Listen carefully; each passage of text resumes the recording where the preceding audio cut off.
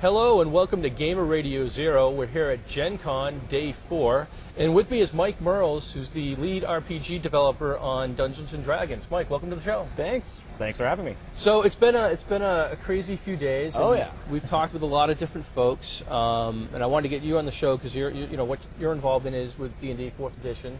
But just kind of what's your sense been so far? I think you were saying earlier something about this being a higher energy Gen Con than you used to. Oh yeah, normally you don't have so many people coming up to you and asking you, so what are you doing to D&D? You know, our releases are much more, usually Gen Con releases something like a monster manual or some other, low-key supplement. It's pretty much, more, not necessarily more of the same in the sense it's boring, but, it's something people expect. It's not, hey, you guys love D&D and we're changing the game. So it's always a little scary when you do that. And it's got a lot of people want to know what's going on with D&D. So we've been wearing these buttons. Ask me about 4th edition, and those aren't for show. People are asking us about 4th edition. People have come up and asked you about 4th edition. Oh yeah, crowds have come up and asked me about 4th edition. None of them with pitchforks or torches or anything? Not yet. Not yet, okay. Well, when that happens, let me know, because I'll be far away. So, but I talked with James Wyatt, I talked with Rob Hinsu, we asked them about what was the most, kind of, the best questions they've had asked. And we also, yesterday, we talked with Chris Tomlinson about D&D Insider, and one of the points he made is that part of D&D Insider is to make, or really 4th edition and D&D Insider is to make it easier for the DM. Because DMs have lives, some of them, and not all. But, they've got, time constraints, everybody has time constraints. So so he brought up some good examples of things that were saving time. And what I've seen on the forums and in talk with people is they're like, okay, that's great, but what's changing in the rules that's going to make it easy? So I was wondering if you could speak to that. Sure, yeah. A lot of the changes in the rules are driven by making things easier to use in the sense of, if you look at a monster, we're not really trying to hide what this monster actually does in a combat or what its purpose serves in the game. So as an example, if you were to take an orc, you're to say, an orc warrior, he's pretty straightforward and easy to use. He's like a warrior guy up front fighting the party. But there are other monsters, say like a Mind Flayer or Beholder or something like that, where they have a lot of different abilities, a lot of different options the DMs can use, and what we're trying to do is bring more focus to those monsters. A little bit like, in an adventuring party, the clerics are to heal, the fighters there to form the front line.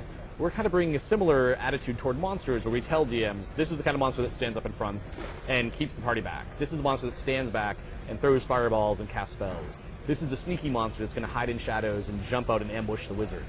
And that informs our design when we say, what is this monster going to do when he fights the pieces? Right. So it's much more building block approach to monsters and encounter design. So so the DMs aren't spending a lot of time just trying to, okay, we've got a bunch of pile of monsters and what are they doing? There's sort of more thought in there and it's more kind of architectured in a way that makes sense. Exactly. A good example would be from 3.5, a lot of the demons, devils, and outsiders.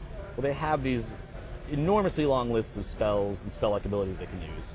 And a lot of times those abilities aren't necessarily chosen in a way that makes sense as far as making combinations. This demon that can raise undead and teleport and cast Wall of Fire, those abilities don't necessarily make sense together. Yeah, that can.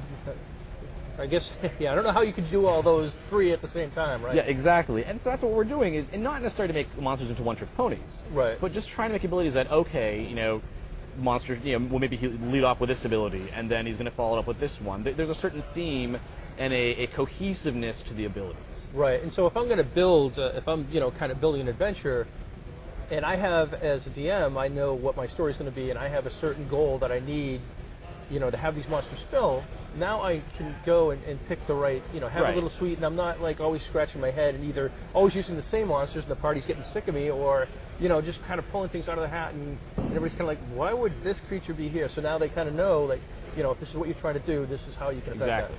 And on the other side of it, so sort of from a pure mechanical standpoint, what that does is it drives design to create new abilities for monsters that don't necessarily look like character abilities. Right. So we're speaking before about spell-like abilities where you have demons essentially just using cleric and wizard spells. You'll see much less of that now, because what we're doing is not only saying this is the monster's role in the battlefield, but what's this monster do that's cool and unique that no other monster does. Right. It's almost like if you could picture like the monster manual as this like a club for monsters. They're all trying to get in. They're all lined up outside. And like once you have like the fire-breathing dragon comes in, the next fire-breathing dragon like, well, we already got one of you inside. Do we really Yeah. need a second one? So what can you do? What's your trick that makes you different from everyone else? Yeah, I wonder who would be the bouncer at that club. It'd have to be somebody pretty big. So I was talking with Rodney, and we were talking about the Star Wars saga yesterday, and he kind of brought up that point about encounter design and how we saw, he didn't go into too much details, but how that was a big thing that we saw in Star Wars, and that's kind of one of the things that's sort of the evolution here and kind of plays into, and it was very well received, and kind of plays into the 4th edition. So you say this kind of fits in with all of that? Yeah, so obviously you have the roles that are going to sort of inform, okay, I just need a bunch of monsters to slow the party down, and by using the roles, you can sort of figure out what the tenor of the encounter is going to be. But one of the really big changes is obviously you have multiple roles, you want to have multiple monsters in an encounter. So what we're moving toward now is essentially, as a rule of thumb, if you have 5 characters, you have 5 monsters. If you have fewer characters in the party, you just throw in fewer monsters, and vice versa. So encounter design is much more flexible in terms of the actual challenge you want to present to the party. Right. And so not only do you have these roles you can draw on to say, okay, this is how these guys are going to work together, you also have a lot more flexibility in saying, I have only 3 people showed up tonight, so building my encounters is going to be that much easier. Right. I just have fewer monsters. And on top of that, we're trying to design things like traps and other hazards and stuff to sort of fit into that monster ecology in the encounter. So, I want to have a pit trap at the entrance and like a scything blade that's whirling around. And fitting that into, since you said before you have like 5 monsters in the encounter, you can see, okay, this is sort of this is how much of the encounter that's worth, and now I want to put in like these 3 orcs, and that's going to be much more balanced before than say the CR system where it's like 1 monster, and how do you have like 1.2 monsters in an encounter? Instead of having 4, you have 5 characters. Right. When you sort of spread it out, it gives you a lot more flexibility, not only in monsters, but in adding other parts of the encounter that are interesting. Okay, that's cool. Now, one of the other things I heard on the forums, EN World and on our forums and stuff, was concern that they're making, let's get the quote, they're making Dungeons and Dragons into a miniatures game. So, is that true? No. One of the key things in revising D&D is you say, what makes people want to play D&D? Right.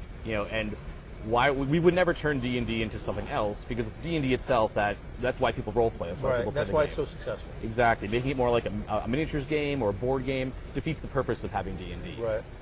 Really, miniatures are no more necessary now than they were in 3rd edition. If anything, it's probably a little bit easier if you're not the kind of person who likes to play with miniatures, to some of the things like the easier track now in your head rather than having figures on the board. So you were talking earlier about like movement and stuff, and yeah, like just movement, attacks, opportunity, things like that. A lot of it, of the making the rules go faster and stuff, that just kind of has a ripple effect of, well, it's not quite as critical to juggle in your head where everyone is because the rules are more streamlined. Right. A lot of stuff that's very complicated now, and you really, okay, where is this guy in relation to everyone else? Right. There isn't quite as much of that as there was before. So in a lot of ways, 4th edition is making it less necessary to play with minis. Yeah, it would. It's not like everyone's going to throw out their minis anytime soon. Right, sure. But if you don't use minis now, you're not going to feel like, oh, now I have to have Right. minis. That's not changing at all. Okay, good.